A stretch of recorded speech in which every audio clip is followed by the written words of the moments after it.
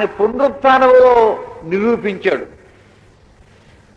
శుక్రవారం సాయంకాలం శిష్యులు పాతిపెట్టిన శరీరం రక్తమాంసములతో కూడిన శరీరం, ఈ భౌతిక శరీరం. ఆదివారం ఉదయాన్నే సమాధిలో నుండి బయటికి నడిచిన శరీరం అది ఆత్మ శరీరం. బిడ్డలారా, ఎంత గొప్ప ఆశ్చర్యకరమైన మర్మం యేసుక్రీస్తు తెలియచేశాడు. The physical ultimately becomes the spiritual.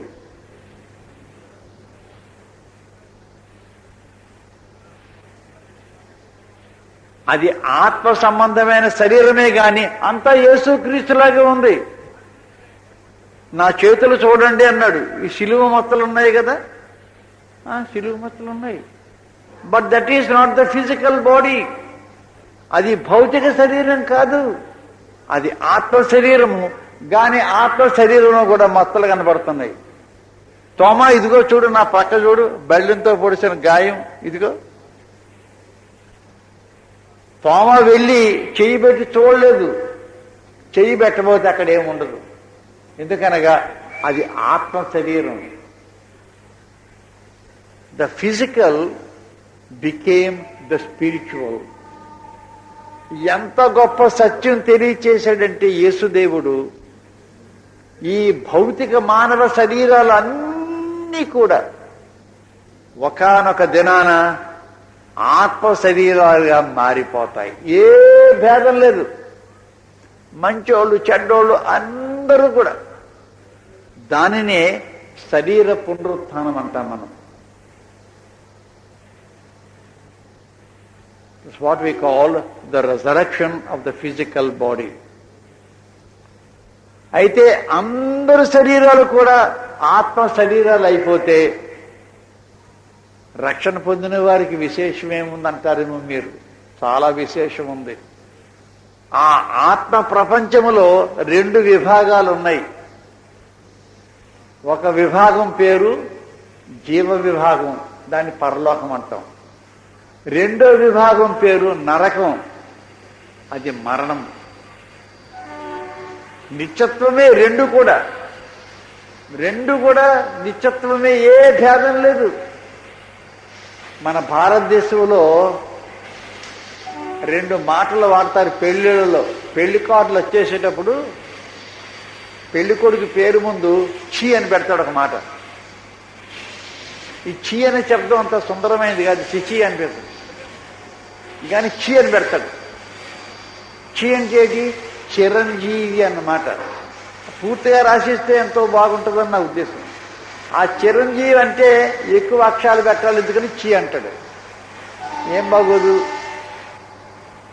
నా జ్యేష్ఠపుత్రుడు ఛీ మోహన్ రావు అంటే ఇది మోహన్ రావు ఛీ అంటే చిరంజీవి అన్నమాట. ఉద్దేశం మంచిదే కానీ వాడిన పదం మాత్రం మంచిది కాదు. ఇక పెళ్లి కూతురికి ఇంకా పెట్టాడు ఇంకోటి, ఛీ సౌ అంటాడు. వెళ్ళండి. ఛీ అంటే చిరంజీవి, సౌ అంటే సౌభాగ్యవతి అని. మరి ఎందుకో ఇంగ్లీషులో కూడా సౌ అనే పెడతాడు, SOW. SOW అంటే ఏంటంటే దాని అర్థం? SOW సో అంటే అర్థం ఏంటి? ఆడపంది అని అర్థం. పోనీ SOU పెట్టినా బాగుంది, SOW పెడతాడు. మా అమ్మాయి చిరంజీవి ఛీ సౌ. ఇది అంత బాగాలేదండి. తెలుగులో ఎప్పుడో కార్డులు వచ్చేయించకూడదు, ఇంగ్లీషులో వేసినా ఈ ఛీ సౌ పెట్టొద్దు ఎప్పుడు, దయచేసి. ఏమీ అనొద్దు, వాళ్ళ పేర్లు పెడితే చాలు. కానీ చిరంజీవి అనే మాట పెండి కొడుకుకి పెండి కూతురికి ఎందుకు వాడుతున్నారంటే ఆ బిడ్డలిద్దరూ ఈ లోకంలో చిరంజీవులుగా బతకాలి అని. నిజమే. ఏ తండ్రి ఆశించడు?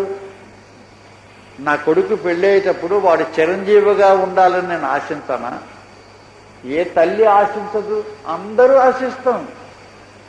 అయితే ఒక సత్యం ఏమిటంటే అందరూ చిరంజీవులే కానుడెవడు? అందరూ చిరంజీవులే. అందరూ కూడా ఆత్మ శరీరంతో ఆ నిత్యలోకానికి వెళ్ళాలి. ఆ నిత్యలోకానికి వెళ్ళినప్పుడు పరలోకం వైపు ఉంటావో నరకం వైపు ఉంటావో తేల్చుకోవాలి. అది ఎవ్రీ లైఫ్ ఈజ్ ఇటర్నల్,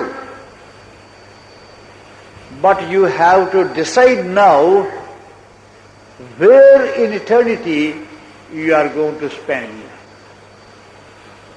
ఆ నిత్యలోకములో పరలోకమును జీవ విభాగంలో ఉంటావా, నరకమనే మరణ విభాగంలో ఉంటావో ఇప్పుడే తేల్చుకో బిడ్డ.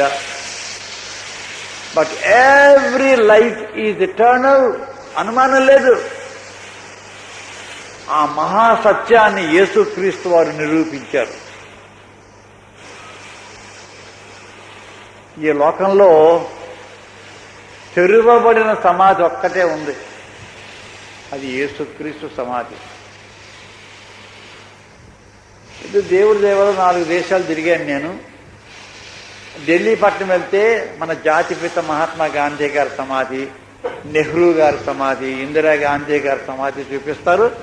అవి చూస్తే నేను కూడా దండం పెడతాను, మీరు మహానుభావులు కదా అని. తప్పేం లేదు. మరి శ్రీలంక వెళితే అక్కడ నన్ను తీసుకెళ్లి సోలమన్ బండారు నాయకే అని వాళ్ళ ప్రధానమంత్రి సమాధి చూపించారు. మళ్ళీ దండం పెట్టాను, నువ్వు పెద్దోడు అయ్యా అని. అమెరికా దేశంలో వాషింగ్టన్ పట్టణంలో ఆర్లింగ్టన్ సమాధి అనే పేద సమాధుడు ఉంది, అక్కడ తీసుకెళ్లారు. అక్కడ తీసుకెళ్తే జాన్ ఎఫ్ కెన్నడీ అనే అతని సమాధి మీద ఒక మంట వెలుగుతూ ఉంటుంది, ఇటర్నల్ ఫ్లేమ్. దండం పెట్టింది, గొప్పవాడు నీవు. లోకంలో ఎక్కడికి వెళ్ళినా ఎవడో గొప్పవాడు సమాధి చూపిస్తారు, ఈయన పలానా, ఈయన పలానా, ఈయన పలానా. అలాంటి గొప్ప వాళ్ళలో సమాధి లేని వాడు యేసుక్రీస్తు ఒక్కడే. ఈయన సమాధి లేదు. చిన్న రాయన్న ఎవరో పెట్టలేదు అక్కడ. యేసుక్రీస్తు ఇక్కడ పాతి పెట్టబడినాడు అని ఒక చిన్న రాయి కూడా లేదు ఎక్కడ. మీరు యెరూషలేమంతా వెళ్ళి దీపాలు పెట్టి వెతకండి, ఆయన సమాధి ఇది అని ఎవరు చెప్పరు. బహుశా అదేమో, బహుశా ఇదేమో అని చెప్పాలి కానీ ఇదే అని ఎవడు నిక్కచ్చిగా చెప్పలేడు. సమాధి లేనివాడు యేసుక్రీస్తు. ఇది క్రైస్తవులంతా పోగై యేసుక్రీస్తుకు ఒక తాజ్మహల్ కట్టలేకపోయారా? ఒకట కాదు, 1000 కట్టుందరు. ఏమీ లేని దాని మీద ఎవరు కడతారు? ఏమీ లేదా, ఎవరు కడతారు? ఈ శరీరము ఆత్మరూపముతో వెళ్ళిపోతుంది. ఈ మహాసత్యం తెలియచేసిన వాడు యేసుక్రీస్తు ఒక్కడే. నా యేసు ప్రభువు ఆయన కూడా సమాధిలో ప్రవేశించినాడు గనక నా సమాధిలో నేను ఒంటరిగా ఉండను. మానవ సమాధిలో ప్రవేశించి మరణాన్ని అక్కడి నుంచి ఖాళీ చేయించేశాడు గనక నేను సమాధిలో ఒంటరిగా ఉండను. ఎంత ఆశ్చర్యం! ప్రతి సమాధిలో మరణం కోట కట్టుకుని ఉంటాడు. యేసుక్రీస్తు సమాధిలో ప్రవేశించి మరణాన్నే తరిమేశాడు.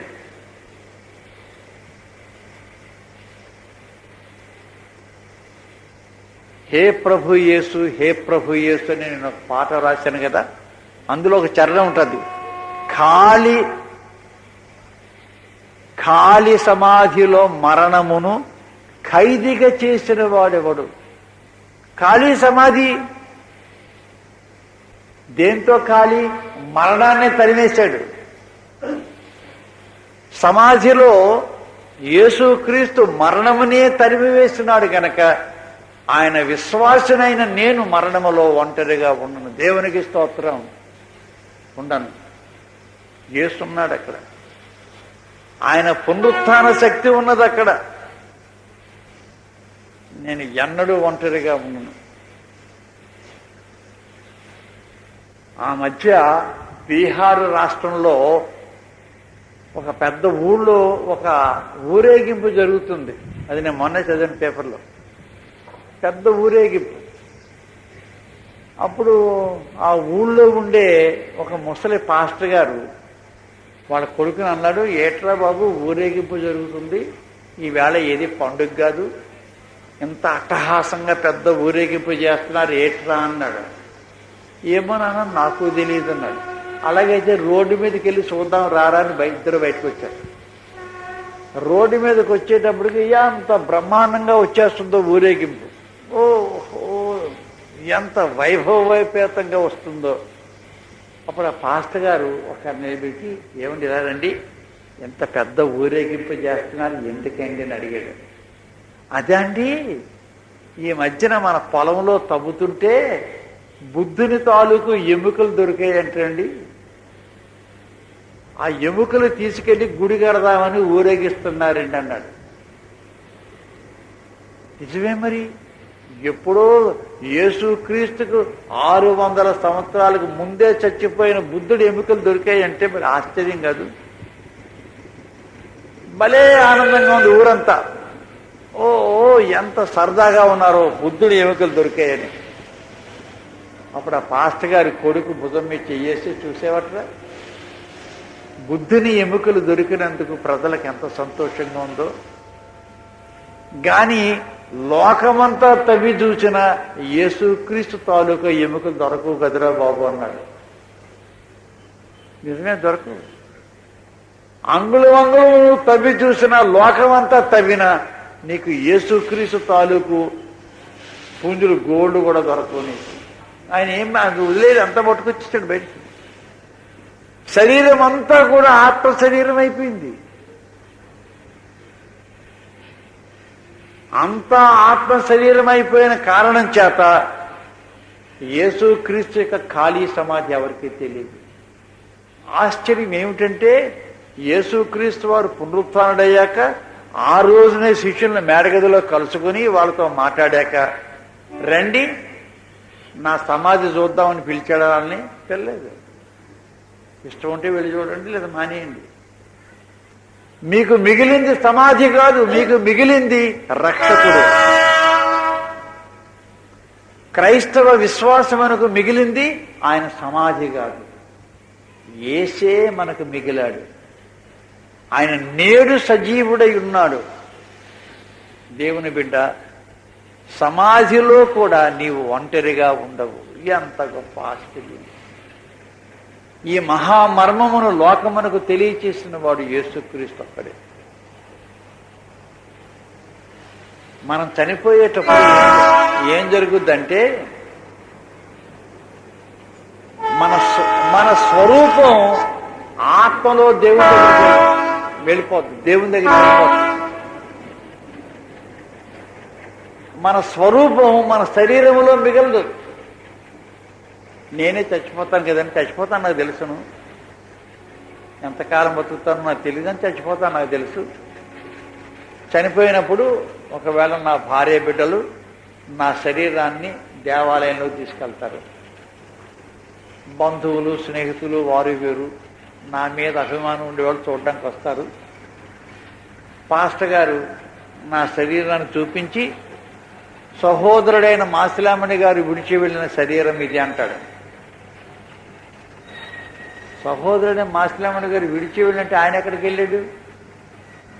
పెట్టులో లేదు. పెట్టులో ఉన్నది ఆయన శరీరము, ఆయన కాదు. మీరు జాగ్రత్తగా వినండి. మాసిలామణి గారు ఇరుగో అండు, మాసిలామణి గారు విడిచి వెళ్ళిన శరీరం అంటాడు. మరి మాసిలామణి గారు ఎక్కడికి వెళ్ళారు? దేవుడి దగ్గరికి వెళ్ళాడు. ఎలాగెళ్ళాడు? తన ఆత్మలో వెళ్ళిపోయాడు. ఆత్మలో వెళ్ళిపోయేటప్పుడు మాసిలామణి రూపురేఖలను పట్టుపోయాడు. నా పోలికే, నా రూపం ఆ రోజు సాయంకాలం దాకే మీకు కనపడుతుంది. భూమిలో కప్పెట్టాక 4 రోజులేక మళ్ళీ మీరు తవ్వితే నా రూపం మీకు కనపడదు. లేదు,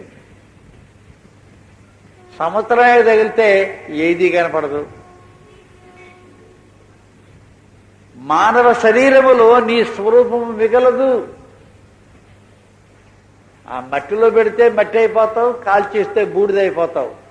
నీ స్వరూపాన్ని దాచే శక్తి నీ ఆత్మ. మాసిలామణి రూపం ఎక్కడుంది? దేవుని సన్నిధిలో నా ఆత్మలో ఉంది. ఇది మహా గొప్ప మర్మం దేవుని బిడ్డ.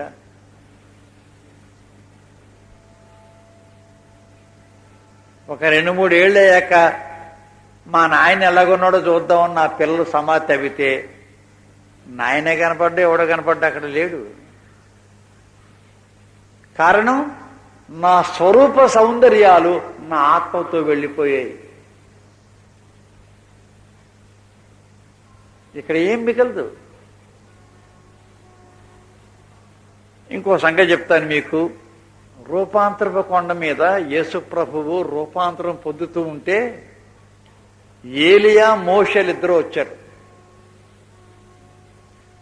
ఏలియా యేసుక్రీస్తు కన్నా దాదాపు 1000 ఏళ్ళు ముందు చచ్చిపోయాడు.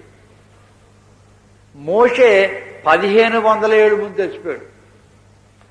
మోషేని కప్పెట్టారు, ఏలియాము అగ్నిరథం ఎక్కితే కాలిపోయాడు. వీళ్ళెక్కడి నుంచి వచ్చారు? అప్పటికింకా శరీర పునరుత్థానం జరగలేదు కదా. మరి మోషే ఎక్కడి నుంచి వచ్చేవయ్యా నువ్వు? ఏలియా నువ్వెక్కడి నుంచి వచ్చేవయ్యా? వారు చనిపోయినప్పుడు వారి ఆత్మలలో వారి స్వరూపం దేవుని దగ్గరికి వెళ్ళిపోయింది. ఆ ఆత్మలే దిగి యేసుక్రీస్తుతో మాట్లాడుతున్నారు, వారి శరీరాలు కాదు. కానీ ఆ ఆత్మలకు ఉండే ఒక లక్షణం ఏమిటంటే గతమంతా జ్ఞాపకం పెట్టుకోగలరు, యేసుక్రీస్తు ఎవరో చెప్పగలరు, ఆయనతో మాట్లాడగలరు. ఎంత ఆశ్చర్యం! ఆత్మరూపంలో ఉన్నారు. ఆ ఏలియా మోషే ఇద్దరు అక్కడ కూర్చొని మాట్లాడుతున్నప్పుడు అందులో ఏలియా ఎవడో మోషే ఎవడో పేతురుకి ఎలా తెలుసు? ఆయన బ్యాట్ పెట్టుకున్నాడు, ఏం లేదు. ఆ నిత్యత్వములో మానవ జ్ఞానమునకు పరిమితులు ఉండవు, అంత తెలిసిపోద్ది, ఎవరెవరో తెలిసిపోద్ది అంతే.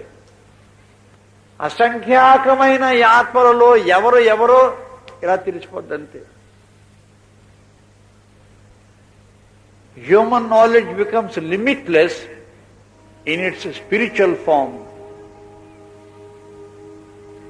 ఇచ్చేశారు. శిలువ మీద దొంగ చచ్చిపోతున్నాడు. ఆ దొంగ ఏమన్నాడు ప్రభుతో? యేసు, నీ రాజ్యముతో నీవు వచ్చినప్పుడు నన్ను జ్ఞాపకం చేసుకో అన్నాడు. నీవు నేడు నాతో పరదైసులో ఉందో అన్నాడు. అంటే శిలువ మీద దొంగ లేకుండా పోయాడా? ఆ శిలువ మీద నుండి దొంగను పట్టుకుపోయాడా యేసుక్రీస్తు? లేదు. తాను చచ్చిపోయినట్టు ఆ దొంగ చచ్చిపోయాడు, వాణిగా పెట్టేశాడు. కానీ పరదైసులోనికి యేసుతో వెళ్ళిన దొంగ ఎవడు? వాడి ఆత్మ. వాడి ఆత్మలో ఆ దొంగ యొక్క స్వరూపం, ఆ దొంగ యొక్క లక్షణం క్షమింపబడి నేరుగా క్రీస్తుతో పరలోకానికి వెళ్ళిపోయింది. ఎంత ఆశ్చర్యం! విశ్వాసి సమాధిలో కూడా యేసుక్రీస్తు ప్రభువు మన ఇమ్మానుయేలు దేవుడు. భయపడొద్దు. యేసుక్రీస్తు వారు వచ్చాడు లాజరు చనిపోయిన తర్వాత. 3 రోజులయ్యాక వచ్చాడు. వస్తే మార్తంది, ఏంటి ప్రభు ఇంత ఆలస్యంగా వచ్చావు? నీవే ఇక్కడ ఉండుంటే మా తమ్ముడు చచ్చిపోడు సుమా. అంత పాపం. నిజమే, నువ్వే ఉంటే బాబు మా తమ్ముడు చచ్చిపోడు బాబు. అప్పుడు యేసు మార్తను మందహాసంతో చూస్తుంటాడు. మార్త, మీ తమ్ముడు చనిపోయినప్పుడు నేను లేనా? నీ కంటికి కనబడలేదేమో గాని నేను లేనా? నా సేవకుడు ఈ లోకాన్ని విడిచిపెట్టేటప్పుడు నేను అక్కడ ఉండనా? నీ తమ్ముడు పరలోకాన్ని వెళ్ళేటప్పుడు నాకు తెలియకుండా వెళ్ళిపోతాడా? నేను లేనా? మార్తా, నేనే పునరుత్థానమును జీవమునై ఉన్నాను, భయపడదు. అవునులే ప్రభువా, ఆ చివరి రోజున జరుగుతుందట కదా. చివరి రోజున కాదు, నేను ఎక్కడుంటే అక్కడే జరుగుతుంది. భయపడవద్దు. ఈ భౌతిక శరీరము నా పునరుత్థాన శక్తిలో ఆత్మరూపమును ధరించును. నేను తిరిగి ఈ భూమి మీదకి వచ్చినప్పుడు సమాధిలో ఉన్న ఈ శరీరములు కూడా ఆత్మ శరీరములతో బయటకు వస్తాయి. అప్పుడు నాతో వెంట పెట్టుకుని వచ్చిన ఆత్మలు వారి వారి శరీరాలలో కలుసుకొని నిత్యము దేవునితో ఉండుటకు వెళ్ళిపోతారు పరలోకానికి. మార్త నేనే ఆ పునరుత్థానాన్ని. నా యందు విశ్వసించిన వాడు శారీరక మరణం పొందిన నిత్య మరణం అతను తాకదు. ఎంత గొప్ప ఆశీర్వాదం దేవుని బిడ్డలారా. మార్తా, దా మీ తమ్ముడిని ఎక్కడ పెట్టేవో చూపించు. మరి అంటుంది, ఎందుకులే ప్రభువా, 4 రోజులు అయిపోయింది కదా, 4 రోజులు అయిపోయింది కదా ప్రభు, ఇప్పుడు ఎందుకులే ప్రభు. ఇప్పుడు ఎందుకులే అనుకు. ఆలస్యం అనేది నీకు గాని నాకు కాదు. కాలమంతయు నాకు నిత్య ప్రస్తుతం. నాకు నిన్న నేడు రేపు అనే భేదం లేదు కదా మార్త. కాలమంతా ప్రస్తుతం. మానవులకైతే నిన్నుంది రేపు ఉంది, కానీ నాకుందా రేపు నిన్న లేదు.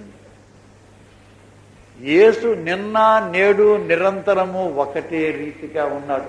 నాలో మార్పు లేదు, నా సమక్షములో కాలమునకు మార్పు లేదు. దా తీసుకెళ్ళింది. అక్కడికి వచ్చాక ఆ రాయి దొర్లించమన్నాడు. లాజరు పైకి రా అన్నాడు. ఏడు చచ్చిపోయిన శవాలు కూడా వింటాయా యేసుక్రీస్తు స్వరం? బిడ్డలారా, యోహాను సువార్త 5వ అధ్యాయం 28వ వచనం, chapter 5 of Saint John verse 28. దీనికి ఆశ్చర్యపడకుడి, యేసుక్రీస్తు అంటున్నాడు, దీనికి ఆశ్చర్యపడకుడి, ఒక కాలము వస్తున్నది, అప్పుడు సమాధులలో ఉన్నవారు నా స్వరము విని మేలు చేసిన వారు జీవ పునరుత్థానమునకును, కీడు చేసిన వారు తీర్పు పునరుత్థానమునకును మరల లేతురు. యేసేమంటాడంటే, చచ్చిపోయిన వారి శవం ఎవడ స్వరం ఏందో రాత్రంతా చెవులో సంకూదిన వాడు మూండా అండు. చచ్చిపోయినోడు ఎవరి స్వరం విండో. యాయిరు కుమార్తె చచ్చిపోయింది, గొప్పోడు కూతురు కదా అని చెప్పి చాలా మంది బంధువులు వాళ్ళు వీళ్ళు వచ్చి రాత్రంతా ఏడుస్తున్నారు, ఎంతో గోల్ చేస్తున్నారు, డప్పులు కొడుతున్నారు, బోర్లు వస్తున్నారు. ఆ పిల్ల చచ్చిపోయింది, 12 ఏళ్ల పిల్ల. మరుసటి దినం యేసుప్రభు వచ్చాడు. ఏది అమ్మాయి ఎక్కడుందన్నాడు. అలా గదిలో ఉందని చచ్చిపోయి, పదండి వెళ్దామన్నాడు. చచ్చిపోయిన పిల్ల దగ్గరికి ఎంతయ్యా, యూదుల శవం ముట్టుకోరు కదటయ్యా, చచ్చిపోయిన పిల్ల దగ్గరికి ఎందుకయ్యా? అయ్యో చచ్చిపోలేదు, నిదురించుతున్నది. ఆహా, ఎంత తెలివితేటలయ్యా నీకు, చచ్చిపోయిన పిల్ల నిద్రపోతుందంట, వాళ్ళే తెలివితేటలు గలవాడు అయ్యా. మానవుడు తెలివి తక్కువతనం. అది యేసుక్రీస్తుకే తెలివి తక్కువ అనుకున్నారు వాళ్ళు. అపహసించి నవ్వారు, భలేవాడు అయ్యా, చచ్చిపోయిన పిల్ల నిద్రపోతుందంట వేటయ్య అని. అలాగ అంటుండగా యేసుక్రీస్తు వారు గదిలోకి వచ్చారు. ఆ యాయిరు కుమార్తె మంచం దగ్గరికి వచ్చాడు. ఆ పిల్ల చెయ్యి పట్టుకున్నాడు. ఇలా, తల్లిత, అమ్మాయి కుమి లే అన్నాడు. అమ్మాయి లే అమ్మా అన్నాడు. అన్నాడో లేదో లేచి కూర్చుంది. అయ్య బాబోయ్, రాత్రంతా మేము వేడిసాం కదా నీ పక్కని, అనలేదు అనలేదు, మీరు నెలంతా ఏడ్చినా అన్నా. చనిపోయిన ఈ శరీరమునకు మానవ స్వరము వినే శక్తి లేదు, గాని చనిపోయిన ఈ శరీరమునకు యేసుక్రీస్తు శబ్దము వినే శక్తి ఉంది. ఆయన ఆకాశ మేఘారూఢుడై వచ్చి తన తండ్రి మహిమతో వచ్చి కడబోర ఓదగా ఆయన స్వరము వినబడగా భూమి మీద ఉన్న సమాధులన్నీ తిరుగుబడతాయి. నమ్ము ఈ మాట. కప్పెట్టిన తర్వాత ఆ సమాధిలో మాసలామణి అనేవాడు అక్కడ లేకపోయినా ఆ మట్టిలో ఉన్నాడు. ఆ మట్టిలో ఉంది నా స్వరూపం, అది బయటకు వస్తుంది.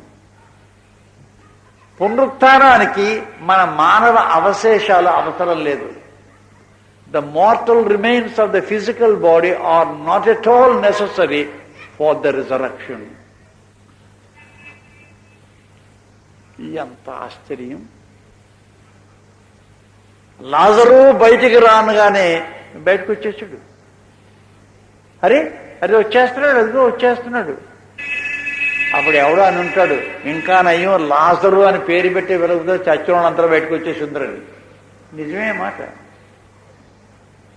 పేరెట్టి వెళ్ళకపోతే అందరూ వచ్చేసిందరు. ఆయన శబ్దం అలాంటిది.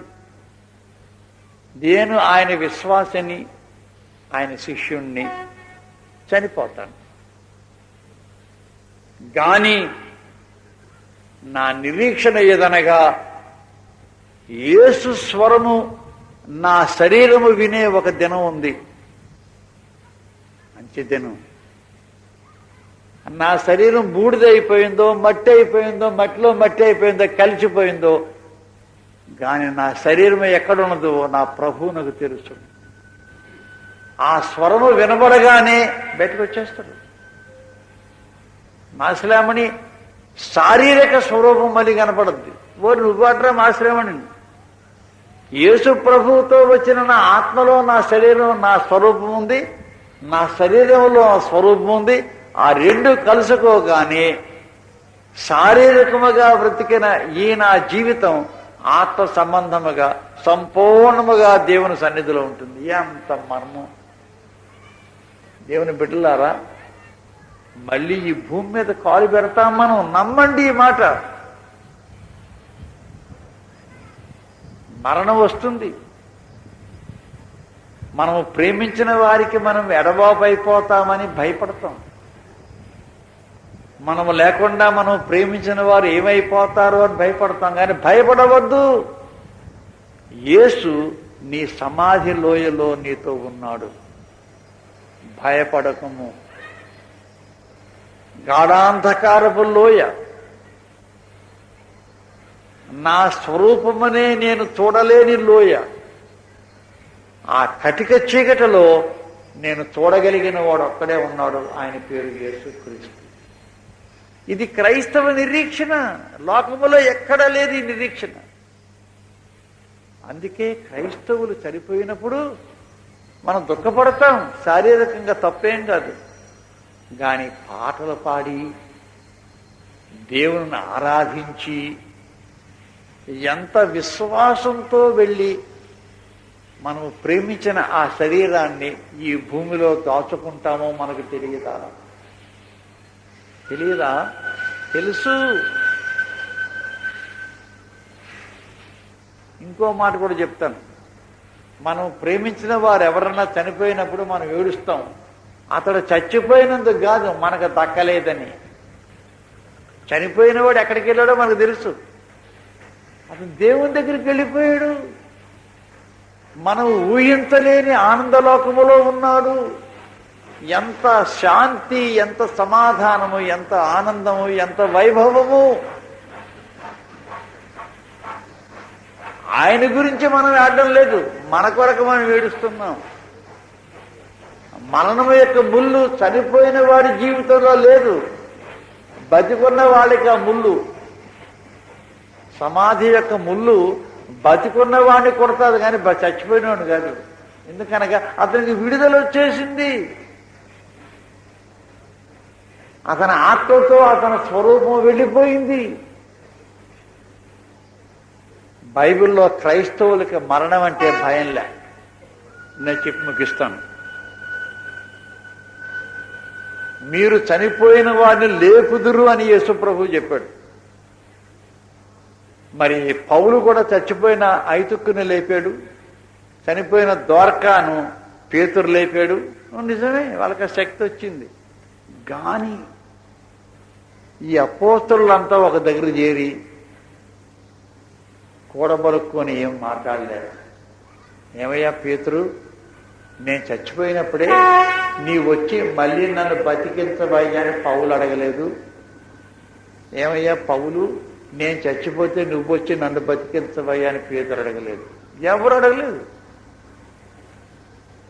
తిరిగి బతికించే శక్తి పాదులందరికీ ఉంటే ఏ పాదిరి చచ్చిపోనియ్యం, పక్క పాదిరిల్లు చెప్పేస్తాడు. కానీ యేసుక్రీస్తు నందు ఉండే రక్షణ ఎటువంటిదంటే, క్రీస్తు నందు చనిపోయిన వాడికి ఎవరికి తిరిగి లోకానికి రాబుద్దేదు. చాలా ఆశ్చర్యం. కొత్త నిబంధనలో ఎక్కడైనా సరే పరలోకములో ఉన్నవారు తండ్రి తిరిగి మా ఇంటికి పంపించని ప్రార్థన చేయడం విన్నారా మీరు? ఎప్పుడు చేయరు.